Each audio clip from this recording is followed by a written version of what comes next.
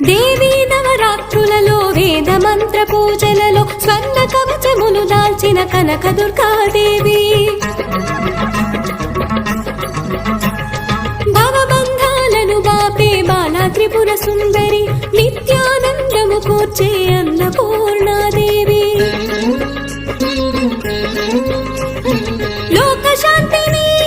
సంరక్షించే సుమంత్రమూర్తి గాయత్రి అక్షయ సంపదలెన్నో అవని జనులకందించే దివ్య రూపిణి మహాలక్ష్మి